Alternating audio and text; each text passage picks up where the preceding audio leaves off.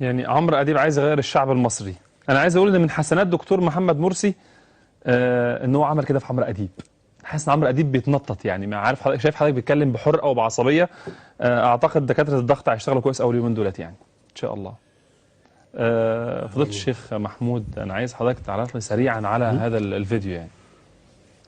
بسم الله والحمد لله والصلاة والسلام على رسول الله صلى الله عليه وسلم. أنا زي ما حضرتك بدأت بالظبط، يعني أنا كنت لسه هكتب الكلام ده بس أنا في الأول خالص أدعو هذا الرجل إلى تجديد إسلامه صراحة. يعني بعد الكلام اللي أنا سمعته، أنا أول مرة أسمعه بالشكل ده، أو مرة أسمعه أصلا، فيعني أدعوه إلى تجديد إسلامه بعد هذه الكلمات التي قالها. الأمر الآخر أنه يطفح حنقا وغيظا. يعني زي ما حضرتك بتقول دكتور ضغط ولا حاجه، يعني يطفح. انا اعتقد دكتور ضغط معاه في الاستوديو يعني. يعني هو يغتاظ جدا مما حدث، فنحن نحمد الله سبحانه وتعالى على ما حدث. كذلك ان يعني الحمد لله رب العالمين فضائيات الاسلاميه بتدير الحوار ولا يخرج منها البتة اي لفظ، اقل من ذلك بكثير لا يخرج منها اي لفظ. يعني لا تتعرى الالفاظ الى ان تصل الى هذه الدرجه. اظن حضرتك لسه بتحضر في فيديو ثاني هنسمعه بعد شويه، يعني الفاظ سفيهه. شوف احنا كنا لسه بنتكلم من شويه على الرجل كيف تحدث مع الامام علي رضي الله عنه وارضاه وكيف كان الحوار. لكنني يعني اعلنها صراحه للاسلاميين او للدكتور محمد مرسي ومن سياتوا من بعده دعما لشريعه الله عز وجل. انا عايز اقول ان لو اليونان او بعض الدول اللي ذكرها كده، اليونان اي دوله اوروبيه بيرقصها واحد ورئيس البلد، والبلد دي فيها مثلا 100 مليون، في 2 مليون مسلم في البلد دي، 3 مليون مسلم في البلد، 4 مليون مسلم في البلد، هل يستطيع احد في العالم كله يقول ان واحد يبقى من المستشارين او من الرؤساء او نواب الرئيس او وزير يبقى مسلم من دول؟ اظن انه لا يحلم ابدا حيا ولا نائما ان هو يبقى موجود في الرئاسه دي. كذلك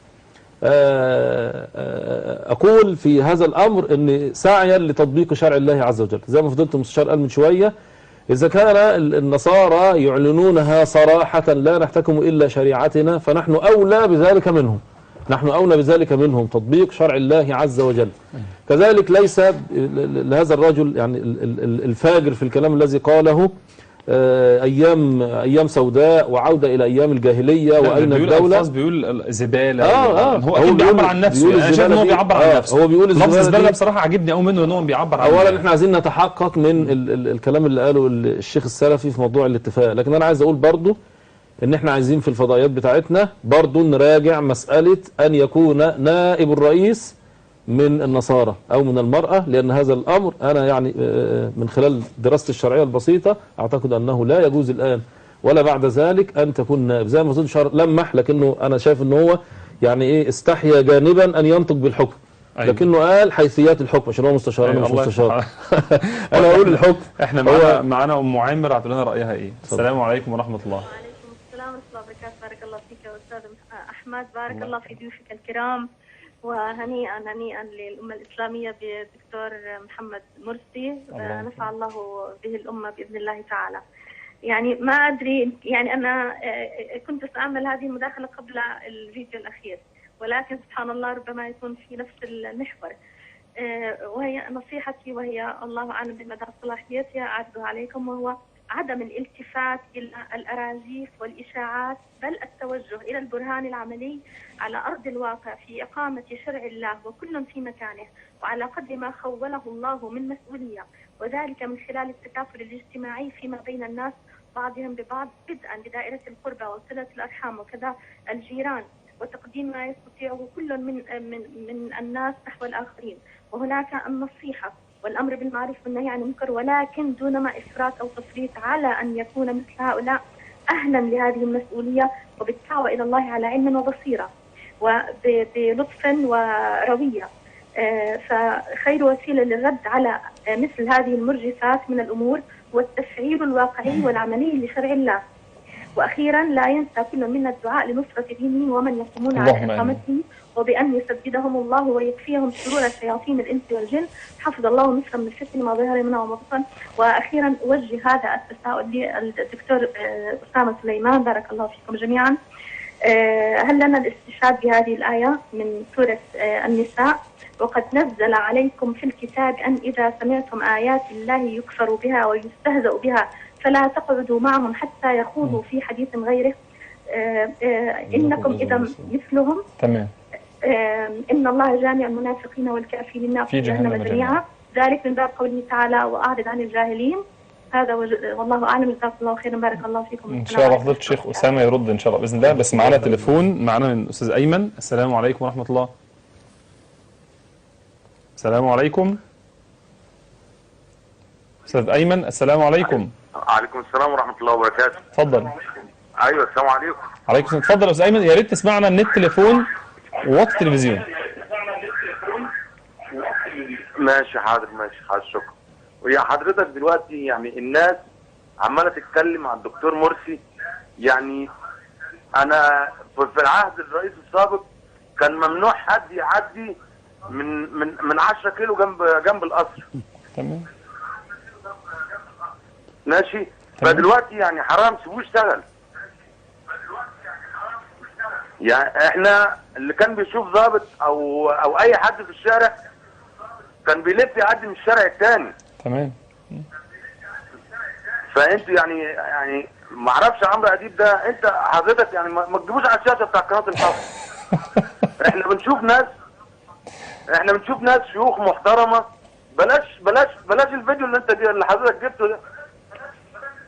طيب ربنا، رسالتك وصلت يا استاذ ايمن، رسالتك وصلت، جزاكم الله خيرا.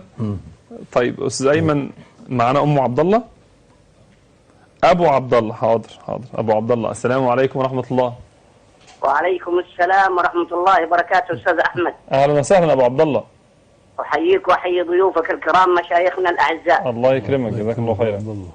بسم الله والحمد لله والصلاه والسلام على رسول الله صلى الله عليه وسلم. عندي 3 رسائل يا استاذ احمد. تفضل. 1. الرساله الاولى اوجهها لرئيسنا المحبوب الرئيس محمد مرسي.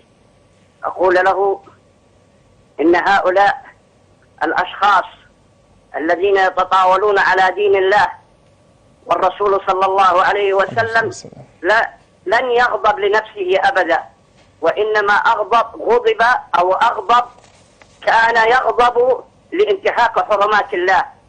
فهذا الرجل انتهك حرمات الله، فلا بد من إقامة الحد عليه، الحد الشرعي، أن يجلس في وسط ميدان التحرير. لهذا تعزيرا له، لا نكفره، وإنما تعزيره في ميدان التحرير لكي يكون عبرة لمن خلفه لإقامة شرع الله التي تطاول عليه. وإنما حق الدكتور مرسي فإنه يعفو لأنه قلبه رحيم، جزاه الله خيرا. الرسالة الثانية بحول الله تعالى أن يكون هذا المجلس وهذا الشريعة الإسلامية هي التي تحكم بين الناس. الشيء الثالث أن كلام أحد الإخوان عن النصارى هم النصارى. اليوم أكملت لكم دينكم وأتممت عليكم نعمتي ورضيت لكم الإسلام دينا. لماذا نستحي وهم لا يستحون؟ لماذا نتخوف ونقول إخواننا وإخواننا؟ ليس إخواننا والله، ولن يكونوا إخواننا حتى يدخلوا في دين الله أفواجا. نريد من علمائنا ومن شيخ أسامة الشيخ الفقيه الأصولي أن يوضح لي هذا الكلام، وأريد الجواب والتعليق منه شخصيا، ولا أسمح له أن يتحرك من هذا المجلس إلا ويعلق على هذا أصوليا وقاعدة. بص حاجة، وكلام حضرتك جميل جدا.